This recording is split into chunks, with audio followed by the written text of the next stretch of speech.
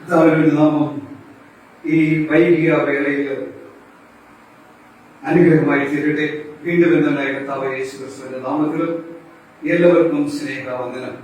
ഈ ലോക്ക്ഡൌണിന്റെ അനുഭവങ്ങളിൽ ഭവനങ്ങൾ ദേവാലയങ്ങളാക്കിക്കൊണ്ട് ആയിരിക്കുന്ന ഈ പ്രത്യേക സാഹചര്യത്തിൽ പ്രിയപ്പെട്ടവരെ നിങ്ങളോടൊത്ത് പങ്കുചേരുവാൻ സർവശക്തൻ തന്ന അവസരത്തിനായിട്ട് നന്ദിയോടെ സ്തോത്രം ചെയ്യുന്നു. ലക്ഷക്കണക്കിന് അടയപ്പെട്ട ആരാധനാലയങ്ങൾ കോടിക്കണക്കിന് ആരാധനാ സൗകര്യങ്ങളാക്കി മാറ്റിയ ദൈവത്തിന്റെ പദ്ധതിയിലേക്ക് കടന്നു വരുമ്പോൾ എത്ര നല്ലവനായ കർത്താവ്, എത്ര മതിയായവനായ ദൈവമെന്ന് ഓർക്കുവാൻ തക്കവണ്ണം സാധിക്കുന്നെങ്കിൽ ഇത്തരണത്തിൽ രണ്ട് കാര്യമാണുള്ളത്.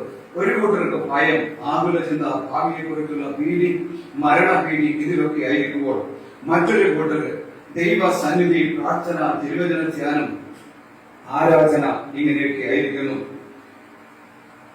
ഒന്നാണ് ഓർക്കുവാൻ തക്കവണ്ണം സാധിക്കുന്നത്. കർത്താവിന്റെ വചനം നിവൃത്തിയാകുന്നു, ദൈവത്തിന്റെ പ്രവൃത്തികൾ കാണുന്നു, അവന്റെ വരവിന്റെ ലക്ഷണങ്ങളെ വിളിച്ചറിയിക്കുമ്പോൾ ഒരുങ്ങിക്കൊണ്ട് ദൈവസന്നിധിയിൽ ആയിരിക്കുവാനാണ് സാധിക്കുന്നത്. ഇത്തരത്തിൽ നമ്മുടെ കണ്ണുകൾ അടച്ച് ഒരു നിമിഷം നമുക്ക് കർത്താവിന്റെ മുഖത്തേക്ക് നോക്കാം. പരിശുദ്ധനായ ദൈവമേ, സന്ധ്യാവേളയ്ക്കായിട്ട് ഞങ്ങൾ നിന്നെ സ്തുതിക്കുന്നു. തിരുനാമത്തിനായിട്ട് ഞങ്ങൾ നിനക്ക് സ്തോത്രം ചെയ്യുന്നു. സർവശക്തനായ ദൈവമേ, നിന്റെ കരവലയത്തിൽ അവിടെ ഇവിടങ്ങളായി ചിതറിപ്പാർക്കുന്ന ഞങ്ങളെ ഒക്കെ നീ സൂക്ഷിച്ചു. ലോകത്തിന്റെ അനുഭവങ്ങളിൽ ഭീതിയും ഭയവും ഉളവാകുമ്പോൾ സമാധാനത്തിന്റെ ദൈവമായി, സ്വസ്ഥതയുടെ ദൈവമായി ഞങ്ങളോട് നീ കൂടെയുള്ളതിനാൽ ഞങ്ങൾ നിനക്ക് സ്തോത്രം ചെയ്തുകൊണ്ട് ഞങ്ങൾ തിരുസന്നിധിയിൽ കടന്നു വരുന്നു. ഇന്നയോളം നടത്തിയ എല്ലാ വഴികളെയും ഓർത്തുകൊണ്ട് തിരുസന്നിധിയിലായിരിക്കട്ടെ. അല്പസമയം തിരുസന്നിധിയിലായിരിക്കുമ്പോൾ തിരുസാന്നിധ്യം പകർന്നു ഞങ്ങൾ നീ വാസ്തവമായി അനുഗ്രഹിക്കണം. യേശു ക്രിസ്തുവിന്റെ നാമത്തിൽ തന്നെ ആമേൻ. ഇന്നത്തെ അല്പസമയത്തെ ചിന്തയ്ക്കായിട്ട് ഒരു ദൈവവചന ഭാഗം, ദൈവജനമേ, നമുക്ക് ഒരുമിച്ച് പങ്കുവെക്കുവാൻ ഞാൻ ആഗ്രഹിക്കുന്നു. വളരെ പ്രാർത്ഥനയോടെ നമുക്ക് ദൈവസന്നിധിയിലായിരിക്കാം.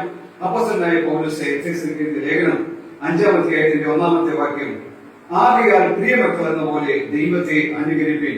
B ye therefore followers of God as dear ones. ഇവിടെ അപ്പോസ്തലനായ പൗലോസ് ഈ എഫെസ്യ ലേഖനത്തെ കുറിച്ച് ചിന്തിക്കുമ്പോൾ തന്റെ 2ാം മിഷണറി യാത്രയുടെ 3.5 വർഷത്തെ കഠിന പ്രയത്നത്തിന്റെ അനന്തര ഫലമായിട്ട് ദൈവത്താൽ സ്ഥാപിക്കപ്പെട്ട ഈ എഫെസോസ് സഭ എന്ന് പറയുമ്പോൾ വിഗ്രഹാരാധനയുടെയും അന്യ ആരാധനയുടെയും നടുവിൽ നിന്ന് സർവശക്തനായ കർത്താവിൽ കൂടിയുള്ള സാധ്യതകളെ കോർത്തിണക്കിക്കൊണ്ട് കുടുംബലേഖനമായി എല്ലാ തലത്തിലും, എല്ലാ പ്രായത്തിലും, എല്ലാ അനുഭവങ്ങളിലും ദൈവസഭയ്ക്ക് മുഖ്യയായി ലേഖനങ്ങൾ എഴുതി മുന്നോട്ട് കടന്നു വരുന്ന ഒരു ഭാഗമാണ് ഇവിടെ കാണുന്നത്. നമുക്ക് മനസ്സിലാക്കുവാൻ സാധിക്കുന്ന യാഥാർത്ഥ്യം, ദൈവത്തെ ആരും ഒരു നാളും കണ്ടിട്ടില്ല. നമ്മുടെ മുമ്പിൽ കടന്നു വരുന്ന ചോദ്യമാണ്, പിന്നെ എങ്ങനെയാണ് ഈ ദൈവത്തെ അവൻ അനുകരിക്കാനായിട്ട് സാധിക്കുന്നത്? അനുകരിക്കുക എന്നുള്ള വാക്ക് ഉപയോഗിച്ചിരിക്കുന്നെങ്കിലും ഒരു അനുകരണ സ്വഭാവം ഇന്നത്തെ ജീവിതത്തിൽ മനുഷ്യരിലേക്ക് കടന്നിരിക്കുമ്പോൾ ഒരു അനുകരണത്തെ കുറിച്ചല്ല പറയുന്നത്, കർത്താവിനെ അനുഗമിക്കുന്നവരായി തീരാം. നമ്മുടെ മാതൃകാ പുരുഷനെ അനുഗമിക്കുന്നതിൽ കൂടിയാണ് നമുക്ക് ദൈവത്തെ അനുഗമിക്കുവാനായിട്ട് സാധിക്കുന്നത്. നമ്മുടെ മാതൃകാ പുരുഷൻ നമ്മുടെ മുമ്പിൽ വെച്ചിരിക്കുന്നതായ ആ നല്ല കാൽപ്പാടുകൾ നമ്മൾ പത്രോസിനോട് ചേർന്ന് ചിന്തിക്കുമ്പോൾ അവൻ നമ്മുടെ മുമ്പിൽ വെച്ചിരിക്കുന്ന ആ നല്ല മാതൃക പിൻപറ്റുന്നവരായി നമ്മൾ തീരുവാൻ ഇടയാകുമ്പോഴാണ് അതിൽ കൂടെ ദൈവത്തെ നമുക്ക് അനുഗമിക്കുവാനായിട്ട് സാധിക്കുന്നത്. തന്റെ പുത്രനായ കർത്താവിൽ കൂടെയാണ് നമുക്ക് ദൈവത്തെ കാണുവാൻ സാധിക്കുന്നത്. കർത്താവ് പറഞ്ഞു, എന്നെ കണ്ടവൻ പിതാവിനെ കണ്ടിരിക്കുന്നു.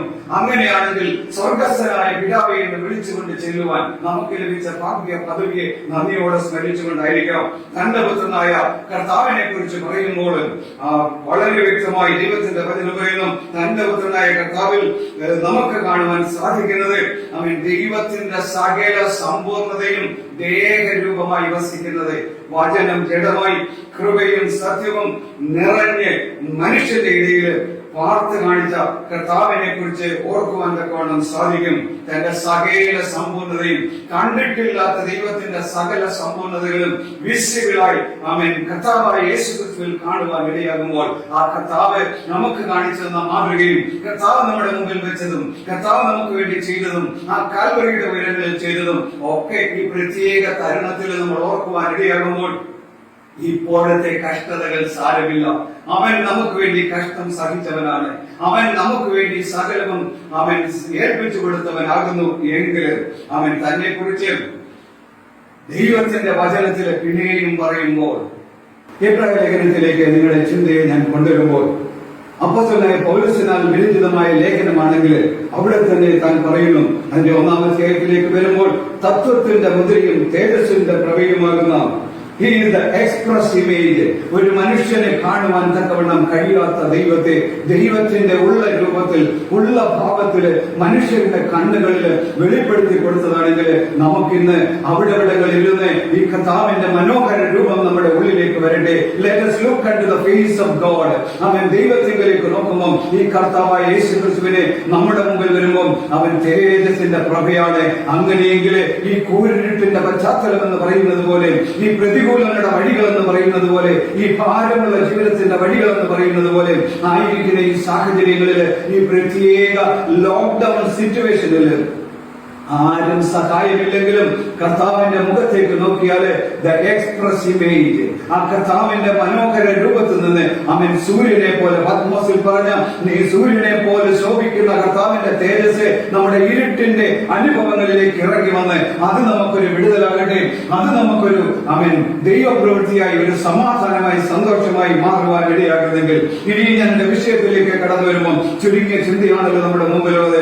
ഒന്നാമത് നമ്മുടെ മുമ്പിൽ കടന്നു വരുന്ന ചോദ്യം, ഈ ദൈവത്തെ എങ്ങനെ അനുഗമിക്കും? How can we follow him? അവനെ എങ്ങനെ അനുഗമിക്കാൻ സാധിക്കും? പ്രിയപ്പെട്ടവരെ, വളരെ സിമ്പിൾ ആണ്. ദൈവത്തിന്റെ വചനത്തിലേക്ക് നോക്കുമ്പോൾ ഒന്നാമത് അവന്റെ കൽപ്പനകൾ അനുസരിക്കുന്നതിൽ കൂടിയാണ് നമുക്ക് അവന്റെ പ്രിയ മക്കളായി തീരുവാൻ ഇടയാകുന്നത്. നമുക്കറിയാം, വാഴ്ത്തപ്പെട്ട കർത്താവാകുന്നുവെങ്കിലും താൻ ദൈവപുത്രനായിരുന്നിട്ടും അനുസരണത്തിന്റെ ഓരോ പടവുകളും ചവിട്ടിക്കയറി, കഷ്ടതയുടെ പാഠശാലയിൽ കൂടെ ചവിട്ടിക്കയറി, കാൽവരിയുടെ ഉലയില് ഉരുക്കി നമുക്ക് വേണ്ടി പണിതെടുത്ത് പുതിയ രൂപവും ഭാവവും കൊണ്ട് ഉയർത്തെഴുന്നേൽപ്പിന്റെ ശക്തിയാല് ഇന്നും നമുക്ക് വേണ്ടി ജീവിക്കുന്നവനാണെങ്കിൽ അവൻ ഇരുന്നവനാണ്, അവൻ ഇരിക്കുന്നവനാണ്, അവൻ വരുവാനുള്ളവനാണ്, അവൻ അൽഫയാണ്, അവൻ ഒമേഗയാണ്, അവൻ സർവശക്തനായ ദൈവമാണ് എന്ന് നമുക്ക് ഓർക്കാൻ സാധിക്കുമ്പോൾ, ദൈവപുത്രനായ കർത്താവിലേക്ക് നോക്കുമ്പോൾ നമുക്ക് മനസ്സിലാകുന്നത് അവൻ പിതാവിന്റെ ഇഷ്ടത്തിന് വേണ്ടി പൂർണ്ണമായി അവൻ സമർപ്പിച്ചു കൊടുത്തവനായ ദൈവമായിരുന്നു. നമുക്കറിയാം, ഈ ഭൂമിയില് പരസ്യ ശുശ്രൂഷയുടെ കാലഘട്ടങ്ങളിലേക്ക് വരുമ്പോൾ യോഹന്നാന്റെ കൈക്കീഴില് അവൻ ഇങ്ങനെ സകല നിവൃത്തിയും നിർവഹിക്കുന്നത് ഉചിതമെന്ന് പറഞ്ഞുകൊണ്ട് ഇപ്പോൾ സമ്മതിക്ക എന്ന് പറഞ്ഞു കൊടുത്ത കർത്താവായ യേശു ക്രിസ്തു യോർദാനിൽ നിന്ന് കയറിയിൽ നിന്ന് പ്രാർത്ഥിക്കുമ്പോൾ ദൈവത്തിന്റെ പരിശുദ്ധാത്മാവ് അവന്റെ മേൽ വന്ന്, ഇവൻ എന്റെ പ്രിയപുത്രൻ, ഇവനിൽ ഞാൻ പ്രസാദിച്ചിരിക്കുന്നു. This is my beloved son in whom I am well pleased. അങ്ങനെയെങ്കിൽ പ്രിയപ്പെട്ടവരെ, കർത്താവിന്റെ കൽപ്പനകൾ അനുസരിക്കുന്നതിൽ കൂടിയാണ് നമ്മൾ അവന്റെ പ്രിയ മക്കളായി തീരുന്നത്. കർത്താവിന്റെ ഹിതത്തിലേക്ക് ഏൽപ്പിക്കുന്നതിൽ കൂടിയാണ് നമ്മൾ അവന്റെ പ്രിയ മക്കളാകുന്നത്. അതുകൊണ്ട് അവന്റെ കൽപ്പനകളൊന്നും ഭാരമുള്ളവയല്ല. കർത്താവ് പറഞ്ഞതുപോലെ അവനൊന്നും ഭാരമുള്ളവയല്ല. അവന്റെ മുഖം ഏറ്റുകൊണ്ട് അവനോടുകൂടെ പഠിക്കുന്നവരായി തീർന്നാൽ അവന്റെ ഹിതത്തിലേക്ക് അടുക്കാൻ സാധിക്കും. ഞാൻ വിഷയത്തിലേക്ക് വരുമ്പോൾ വാഴ്ത്തപ്പെട്ട കർത്താവ് എബ്രായ ലേഖനം പറയുന്നു, ഇതാ ഞാൻ വരുന്നു, പുസ്തക ചുരുളില് എന്നെ കുറിച്ച് എഴുതിയിരിക്കുന്നു, ദൈവമേ നിന്റെ ഹിതം ചെയ്യുവാൻ ഞാൻ പ്രിയപ്പെടുന്നു. ഇന്ന് പകൽക്കാലം നമ്മുടെയും ജീവിതത്തിൽ, ഈ പരിവരുത്ത ജീവിത സാഹചര്യത്തില്, ഈ കൂരിരുണ്ട മേഖലകളില് നമ്മളെ തന്നെ കണ്ടുകൊണ്ട് കർത്താവെ നിന്റെ ഹിതം ചെയ്യുവാൻ ഞാൻ എന്നെ തന്നെ ഏൽപ്പിക്കുന്നു, ഞാൻ എന്നെ തന്നെ സമർപ്പിക്കുന്നു, എന്നെ തന്നെ ഇത് വിജയപ്പെടുത്തുന്നു എന്ന് പറഞ്ഞുകൊണ്ട് നമുക്കായിരിക്കുന്നെങ്കിൽ അവന്റെ പ്രിയ മക്കൾ എന്നുള്ള പദവിയിൽ നമുക്ക് ഉയരുവാൻ തക്കവണ്ണം ഇടയാകും. അതുകൊണ്ട് ഇതൊരു പ്രതികൂലത്തിന്റെ സമയം മാത്രമല്ല, ഒരു മനസ്സൊരുക്കത്തിന്റെ സമയമാകട്ടെ, ഒരു സമർപ്പണത്തിന്റെ സമയമാകട്ടെ. കർത്താവിന്റെ കൽപ്പനകളും പ്രമാണങ്ങളും അനുസരിച്ചുകൊണ്ട് അവൻ നമ്മളെ തന്നെ ഒന്ന് കാണാം. വസ്ത്രങ്ങളെയല്ല, ഹൃദയങ്ങളെ തന്നെ കീറിക്കൊണ്ട് ദൈവത്തിന്റെ അടുക്കലേക്ക് ചെന്ന്, ദൈവമേ നിന്റെ ഇഷ്ടം ചെയ്യാൻ കീറാമ എന്ന് പലപ്പോഴും നമ്മൾ പറയാറുണ്ടെങ്കിൽ, ഇനിയും ഒരു ജീവിതത്തിന്റെ സാഹചര്യത്തിലേക്ക് ചെയ്യുമ്പോൾ ദൈവം എന്ത് പറഞ്ഞാലും, കർത്താവേ നീ എന്ത് പറഞ്ഞാലും ഞാനത് ചെയ്യും, എനിക്കത് ചെയ്യണം, നമ്മെ അതിനായി ഞാൻ എന്നെ സമർപ്പിക്കുന്നു എന്ന് പറഞ്ഞുകൊണ്ട് നമ്മൾ ദൈവത്തിന്റെ സന്നിധിയിലായിരിക്കുന്നെങ്കിൽ അത് നമ്മുടെ ജീവിതത്തിൽ അനുഗ്രഹമാകുവാൻ ഇടയാകും, അവൻ ദൈവപ്രവൃത്തിയാകുവാൻ ഇടയാകും. അതുകൊണ്ട് ഒന്നാമത് അവന്റെ പ്രിയ മക്കൾ എന്നുള്ള പദവിയിലേക്ക് ഉയർന്നാൽ ആ ഒരു അവസ്ഥയിലാണ് കർത്താവിനെ അനുഗമിക്കാനായിട്ട് നമുക്ക് സാധിക്കുന്നത് എന്ന് നമുക്ക് ഓർക്കാനായിട്ട് സാധിക്കട്ടെ. അമ്മേൻ. അതുകൊണ്ട് മാത്രമല്ല, അവന്റെ കൽപ്പനകൾ അനുസരിച്ചത് കൊണ്ട് മാത്രമല്ല നമുക്ക് അവന്റെ പ്രിയ മക്കളാകുവാൻ ഇടയാകുന്നത്. പിന്നെയും ചെല്ലുമ്പോൾ കർത്താവിന്റെ സ്വഭാവത്തിലേക്ക് നമുക്ക് ഇറങ്ങിച്ചെല്ലാൻ ഇടയാകണം. കർത്താവിന്റെ സ്വഭാവത്തിലേക്ക് നമ്മൾ ഇറങ്ങിച്ചെല്ലുമ്പോൾ അവൻ ഒന്നാമത് മനസ്സിലാക്കുന്നത് അവന്റെ വിശുദ്ധിയാണ്, അനുസരണത്തിന്റെ പാതകളിൽ നിന്ന്. രണ്ടാമത് അവന്റെ സ്വഭാവത്തിലേക്ക് വരുമ്പോൾ അവന്റെ വിശുദ്ധിയാണ്. ദൈവത്തിന്റെ വചനം പറയുന്നത്, വചനം പഠിക്കുമ്പോൾ നമ്മൾ കടന്നു ചെല്ലുമ്പോൾ നമുക്ക് മനസ്സിലാകുന്നത് the beauty of God is his holiness.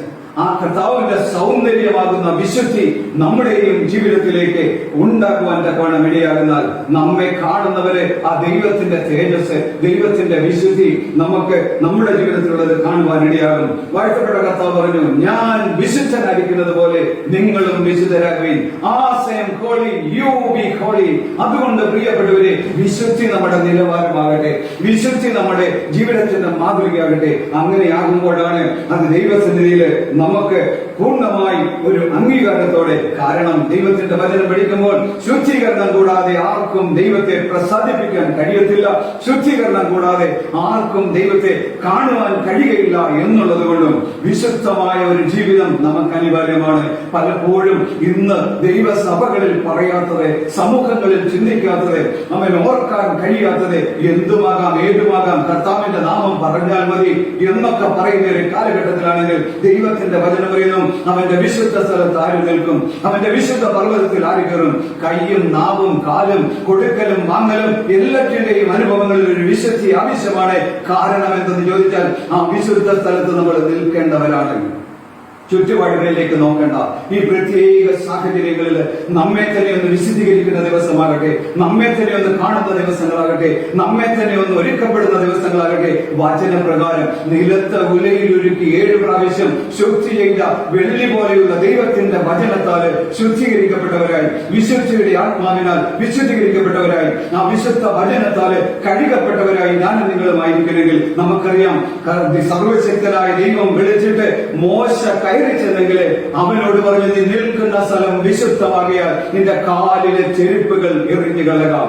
മറ്റൊന്ന്, അവൻ യോശുവ പിന്നത്തേതിൽ ചെല്ലുമ്പോൾ താനും നിൽക്കുവാൻ ചെല്ലുമ്പോൾ ദൂതന്റെ മുൻപിലായിരിക്കുമ്പോൾ ദൂതൻ അവനോട് പറയുന്നു, നീ നിൽക്കുന്ന സ്ഥലം വിശുദ്ധമാകിയാൽ നിന്റെ കാലിലെ ചെരുപ്പുകൾ എറിഞ്ഞു കളകാം. ഈ പ്രത്യേക സാഹചര്യത്തില് വേറിട്ട സമയങ്ങളിൽ കർത്താവിന്റെ സന്നിധിയിൽ നമ്മെ തന്നെ കാണുവാൻ സാധിക്കുന്നെങ്കിൽ ഇന്ന് സന്ധ്യാസമയത്ത് വീണ്ടും നമുക്ക് ഒരു പ്രാവശ്യം കൂടെ നമ്മെ തന്നെ കണ്ടുകൊണ്ട് ആ വിശുദ്ധ സ്ഥലത്ത് നിൽക്കേണ്ടുന്ന അവസ്ഥയുള്ളത് കൊണ്ട് അവൻ ഒരു വിധത്തിലും ഒരു കോംപ്രമൈസും ഇല്ലാത്ത ഒരു വിഷയമാണ് വിശുദ്ധി എന്നുള്ളത് അനിവാര്യമാണ്. അതുകൊണ്ട് ആ വെളിപ്പാട് പറയുന്നത്, വിശുദ്ധനിയും തന്നെ തന്നെ വിശുദ്ധീകരിക്കട്ടെ, അഴുക്കുള്ളവൻ ഇനി അഴുക്കാടട്ടെ.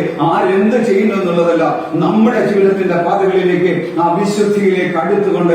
കാരണം അതിന്റെ അൾട്ടിമേറ്റ് സ്വഭാവം എന്ന് പറയുമ്പോൾ ഒരശുദ്ധനും അവിടെ പ്രവേശിക്കത്തില്ല. പുത്തൻ യെരൂശലേമില് ഒരശുദ്ധന്റെയും കാലുകളില്ല, പുത്തൻ ഭവനത്തില് ഒരശുദ്ധിയുടെയും സ്ഥാനമില്ല.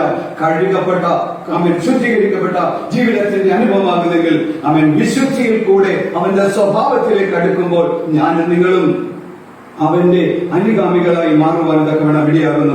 അടുത്ത് അവന്റെ സ്വഭാവത്തിലേക്ക് വരുമ്പോൾ അവന്റെ വിശ്വസ്തത, അവന്റെ സ്വഭാവമാണ്. വിശ്വസ്തത എന്ന് പറയുന്ന ദൈവത്തിന്റെ സ്വഭാവമാണ്. അപ്പം ദൈവിക സ്വഭാവമാകുന്ന വിശ്വസ്തതയിലേക്ക് ഒരു വ്യക്തി ചെല്ലുമ്പോൾ ആ വിശ്വസ്തത നമ്മളെ ദൈവത്തോട് അടുപ്പിക്കും.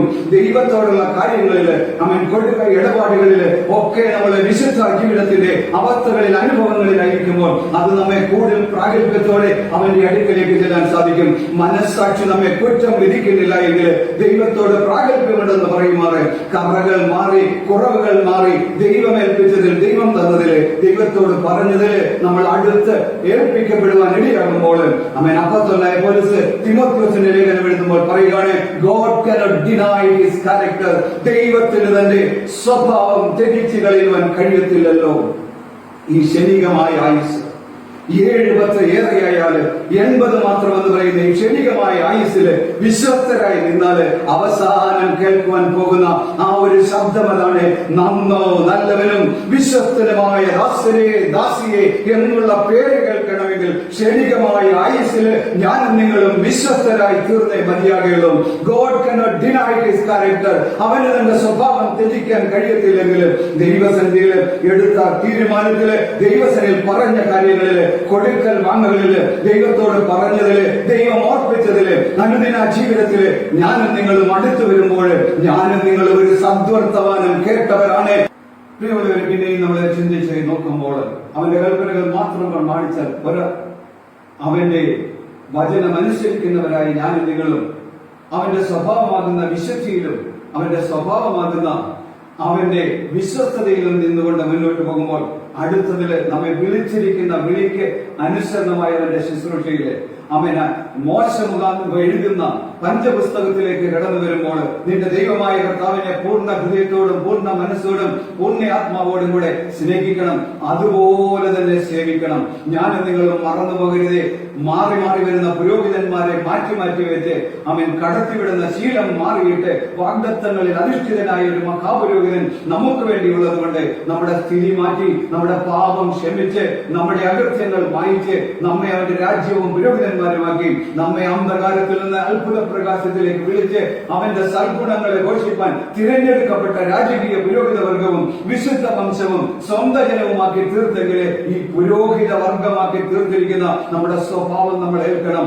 കർത്താവ് നമുക്ക് വേണ്ടി കാൽവറിയുടെ ഉയരങ്ങളിൽ തന്നെ ജീവൻ കൊടുത്ത് വേർപാടിന്റെ നടിച്ചുവർ ഇടിച്ചു കളഞ്ഞ് ഇരുപക്ഷത്തെയും ഒന്നാക്കി അവൻ ആ ക്രൂശിൽ നമ്മുടെ കൈയെഴുത്തുകൾ മായ്ച്ചു കളഞ്ഞ് നമ്മെ നിരപ്പിച്ച് ദൈവത്തോട് നിരപ്പിക്കുവാൻ ഇടയായെങ്കിൽ ആ നിരപ്പിന്റെ ശുശ്രൂഷ അവൻ നമ്മളെയാണ് ഏൽപ്പിച്ചിരിക്കുന്നത്.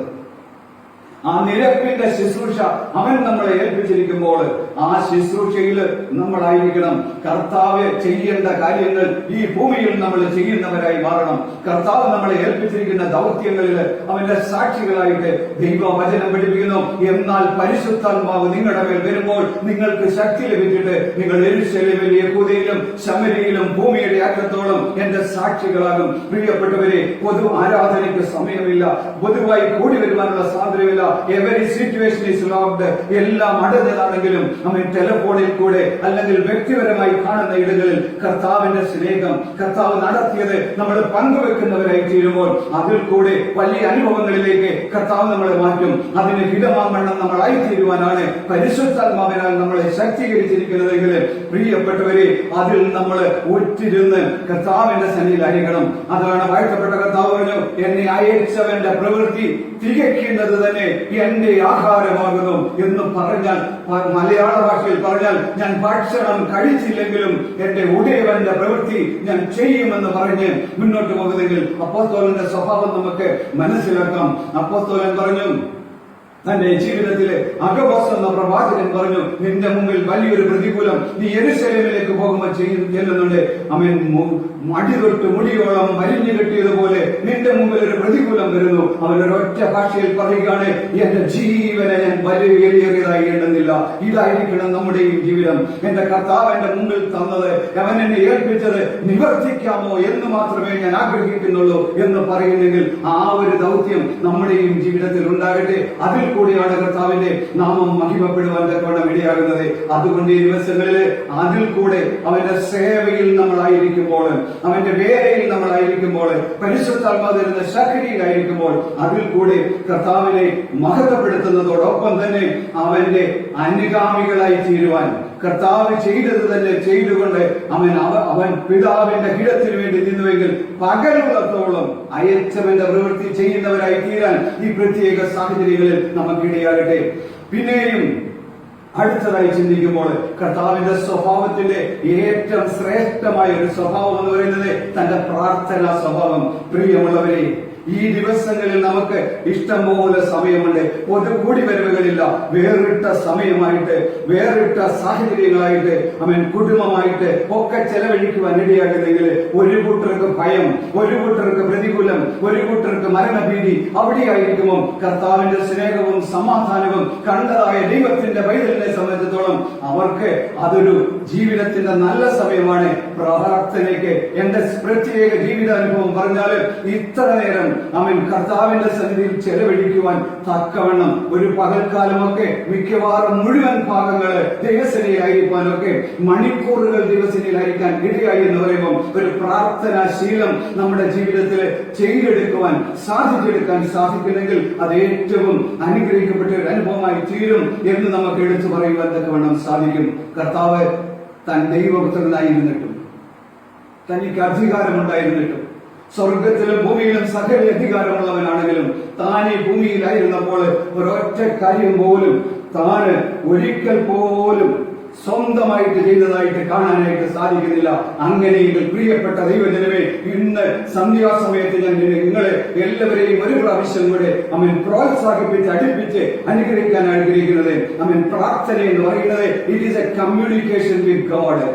ദൈവവുമായിട്ടുള്ള ഒരു സംഭാഷണമാണെങ്കിൽ പുത്രനായ കർത്താവ് അപ്പനോട് പിതാവിനോട് എപ്പോഴും സംസാരിക്കുമായിരുന്നു. He used to talk to him for every now and situation, every situation he used to ask God, ദൈവമേ നിന്റെ അനുവാദം എന്ന് പറഞ്ഞുകൊണ്ട് അത് ചെയ്യുവാൻ സാധിക്കുമെങ്കിൽ പ്രിയപ്പെട്ടവരെ നമുക്കും ഇത് അനിവാര്യമാണ്. അതുകൊണ്ട് പ്രിയമുള്ളവരെ, കർത്താവിന്റെ സ്വഭാവമാകുന്ന പ്രാർത്ഥനയിലേക്ക് വരുമ്പോൾ ആ പ്രാർത്ഥന താൻ ദൈവപുത്രനായിരുന്നിട്ട് ഞാൻ മുന്നമേ പറഞ്ഞല്ലോ, ദൈവത്തോട് അനുവാദം ചോദിക്കാതെ താൻ ഒന്നും ചെയ്യാതിരുന്നു. നമുക്കറിയാം ലാസറിന്റെ കല്ലറയ്ക്കല് നാറ്റം വമിച്ച ജീവിതമാണ്. ഒരു സാധ്യതയുമില്ല, ഒരു ആശയ്ക്ക് വഴിയുമില്ല എന്ന് പറയുന്നിടത്ത് നിന്നുകൊണ്ട് യോഹന്നാന്റെ സുവിശേഷം 12-ാം അധ്യായത്തിന്റെ 40 വാക്യങ്ങളിലേക്ക് നോക്കുമ്പോൾ താൻ സ്വർഗത്തേക്ക് നോക്കിയിട്ട് ഒരൊറ്റ പ്രാർത്ഥനയാണ്, പിതാവേ നീ എന്നെ അയച്ചുവെന്നും ഇത് നിന്റെ ഹിതമാണെന്നും അറിയേണ്ടതിന് എന്ന് പറഞ്ഞുകൊണ്ട് മുന്നോട്ട് കടന്നു വന്ന് ആ പ്രാർത്ഥനയുടെ ശക്തിയായിരുന്നെങ്കിൽ ലാസറെ എന്ന് വിളിച്ചപ്പം മരിച്ചവൻ ശബ്ദം കേൾക്കുവാൻ ഇടയായെങ്കിൽ ഇന്ന് പകൽക്കാലം പ്രാർത്ഥനയിൽ ദൈവത്തോട് അടുക്കുന്ന ദൈവമക്കളെ നിങ്ങൾക്ക് ഞാൻ ഉറപ്പ് തരികയാണ്, നിങ്ങൾ കർത്താവിനോട് പറഞ്ഞുകൊണ്ട് ചെയ്യുന്ന കാര്യങ്ങൾ നിങ്ങൾക്ക് ഒരു മരിച്ച അനുഭവം പോലെയാകുന്നെങ്കിൽ, ഒരു നഷ്ടപ്പെട്ട അനുഭവം പോലെയാകുന്നെങ്കിൽ, ഒരു ശോധനയുടെ അനുഭവമാകുന്നെങ്കിൽ, ഒരു തീർന്നുപോയ അനുഭവങ്ങൾ ഞാൻ നിങ്ങൾക്ക് ഒരു വെല്ലുവിളി ഉണർത്തി പറയുകയാണ്. നിങ്ങളുടെ ജീവനിലേക്ക് മടക്കി വരുത്തുന്ന ദൈവമാണ്.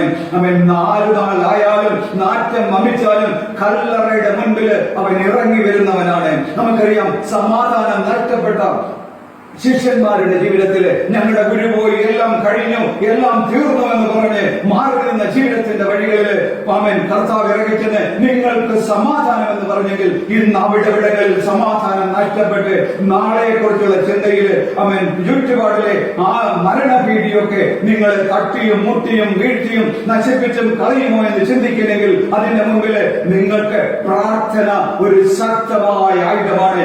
Prayer is a wonderful tool. Prayer is a mighty tool എന്ന് ഞാൻ ശക്തമായി നിങ്ങളെ ഓർപ്പിച്ചുണർത്തുവാൻ ഇന്ന് പകൽക്കാലം, ഇന്ന് സന്ധ്യാസമയത്ത് ഞാൻ ആഗ്രഹിക്കുകയാണ്. അങ്ങനെയെങ്കിൽ പ്രിയപ്പെട്ടവരെ, കർത്താവിന്റെ സ്വഭാവത്തിലേക്ക് വരുമ്പോൾ ആ പ്രാർത്ഥനയ്ക്ക് താൻ തനിയെ ഉയർന്ന മലയിലേക്ക് പോയി. ഇന്ന് ക്രിസ്തീയ ലോകം മറുരൂപമല എന്നൊക്കെ പറയുന്നെങ്കിലും വേദപുസ്തകത്തിലെ ഉയർന്ന മലയിലേക്ക് താൻ പോയി. He went to the upper hill. അവിടേക്ക് കടന്നുപോയി താൻ പ്രാർത്ഥിക്കുമ്പോൾ അവിടെ നാം ഇങ്ങനെ കാണുന്നു, അവന്റെ രൂപം മാറുവാനായി there was transfiguration.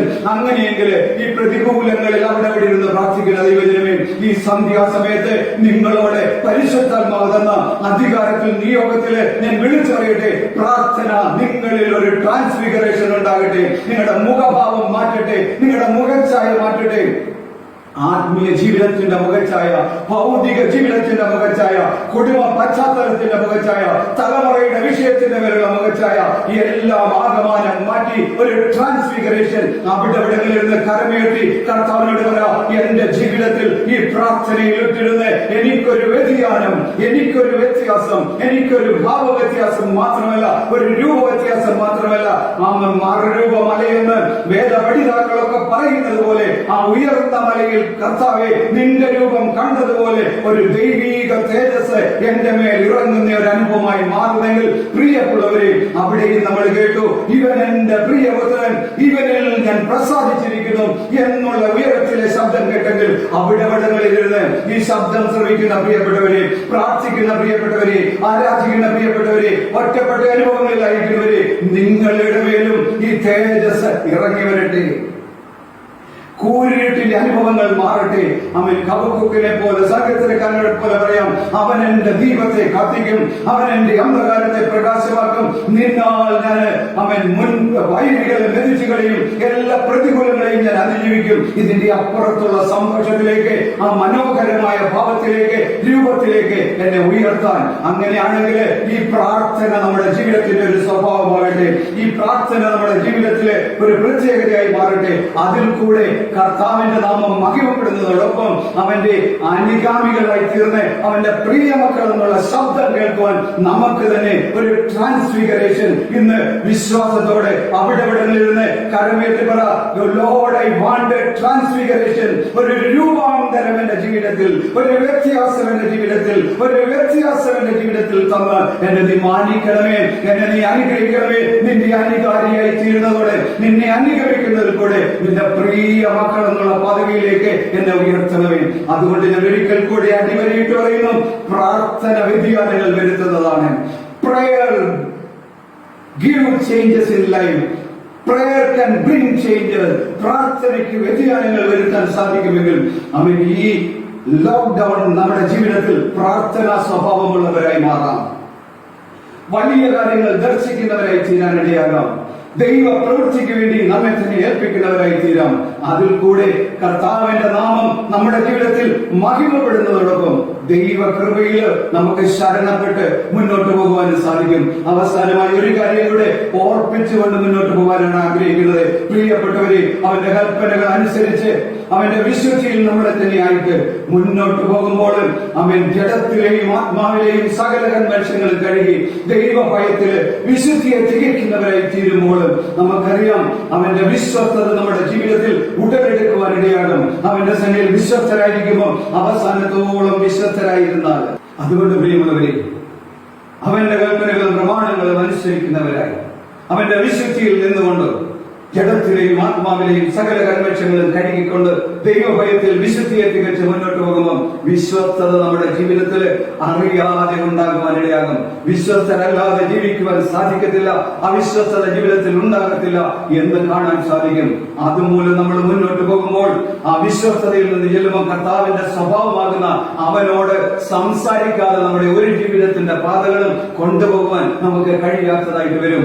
അങ്ങനെ ആ കർത്താവിന്റെ സ്വഭാവമാകുന്ന പ്രാർത്ഥന നമ്മളിൽ വ്യതിയാനങ്ങൾ വരുത്തുമ്പോൾ അവസാനമായി ഒരു കാര്യം കൂടെ പറയുവാനുള്ളത്, കർത്താവ് നമ്മളോട് പറഞ്ഞൊരു കാര്യമുണ്ട്, സ്വർഗത്തിലും ഭൂമിയിലും സകല അധികാരവും ഞാൻ നിങ്ങൾക്ക് തന്നിരിക്കുന്നു. പ്രാർത്ഥിക്കുന്ന ദൈവവേദനയിൽ അവന്റെ പക്കലുള്ള അധികാരം അവൻ നമ്മൾക്ക് തരുന്നതാണ്. നമുക്കറിയാം, കർത്താവിനെ അനുഗമിക്കുന്ന, കർത്താവിന്റെ അനുകാരികളായി തീർന്ന നമ്മുടെ മാതൃകാ പുരുഷനാകുന്ന കർത്താവിന്റെ അടുക്കലേക്ക് ചെല്ലുമ്പോൾ നമുക്കറിയാം, when he was on the earth, he was on the authority of the Father. പിതാവിന്റെ അവൻ സകല അധികാരത്തോടും, അതുകൊണ്ടാണ് പറഞ്ഞ് സ്വർഗത്തിലും ഭൂമിയിലും സകല അധികാരവും എനിക്ക് നൽകപ്പെട്ടിരിക്കുന്നു, ആകയാൽ നിങ്ങൾ പുറപ്പെടാൻ പറഞ്ഞെങ്കിൽ നമുക്കറിയാം. അവൻ മർക്കോസിന്റെ സുവിശേഷങ്ങൾ വായിക്കുമ്പോൾ അപ്പോസ്തലന്മാരെ അത്ഭുതങ്ങളാലും അടയാളങ്ങളാലും ദൈവത്തിന്റെ വചനം ഉറപ്പിച്ചു പോരുവാൻ തക്കവണ്ണം ഇടയായെങ്കിൽ പ്രിയപ്പെട്ട ദൈവജനമേ, നമുക്ക് തന്നിരിക്കുന്ന അധികാരം മറന്നു പോകരുത്. ലൂക്കോസിന്റെ സുവിശേഷങ്ങൾ വായിക്കുന്നു, പാമ്പുകളെയും തേളുകളെയും ശത്രുവിന്റെ സകല സംഹാരത്തെയും ചവിട്ടുവാൻ ഞാൻ നിങ്ങൾക്ക് അധികാരം തരുന്നു.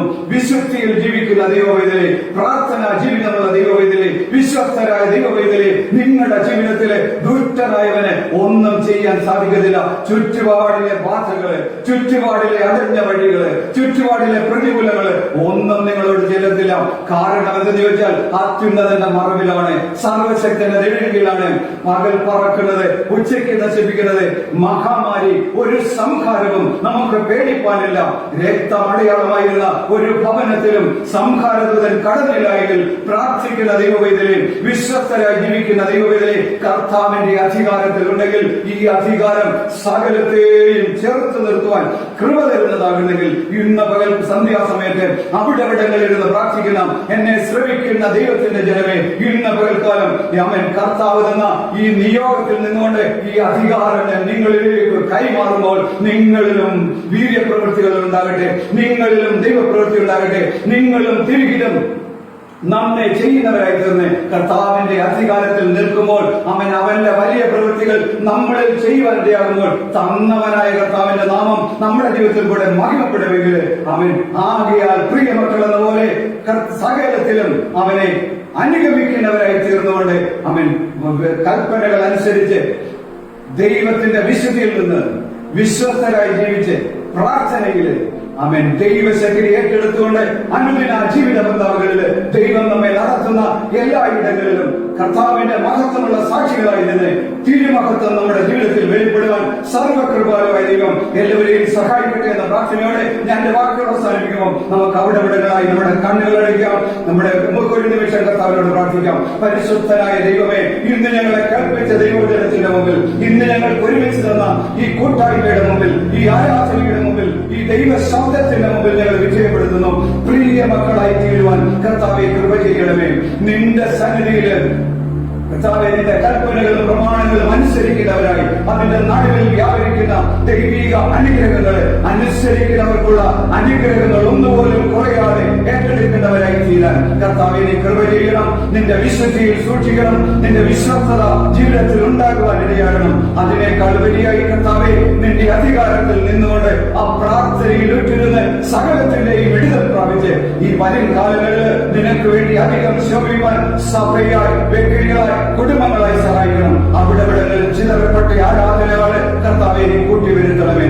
ഭവനാന്തരീക്ഷങ്ങൾ ആരാധനാലയമാക്കിയ എല്ലാ പ്രിയപ്പെട്ടവരെയും നീ വാസ്തവമായി അനുഗ്രഹിക്കണമേ. സ്വർഗസ്ഥനായ പിതാവേ, നിന്റെ അധികാരത്തിൽ നിന്നുകൊണ്ട് എല്ലാവരെയും പിതാവിന്റെയും പുത്രന്റെയും പരിശുദ്ധാത്മാവിന്റെയും നാമത്തിൽ അനുഗ്രഹിക്കുന്നു. അനുഗ്രഹമാക്കണം. നീ അത് ചെയ്യുന്നതോർത്ത് സ്തോത്രം. നിന്റെ കൃപ വെളിപ്പെടുത്തുന്നതിനാൽ സ്തോത്രം. യേശുക്രിസ്തുവിന്റെ നാമത്തിൽ തന്നെ പിതൃപുത്രവേ പരിശുദ്ധാത്മാവാം ദൈവത്തിന്റെ നടത്തിപ്പ് കാവലാലോചന നമ്മോട് പ്രാർത്ഥിച്ച എല്ലാ വിഷയങ്ങളോടും കൂടെ ഇപ്പോഴും ദൈവം ഉണ്ടായിരിക്കുമാറാകട്ടെ. ആമേൻ.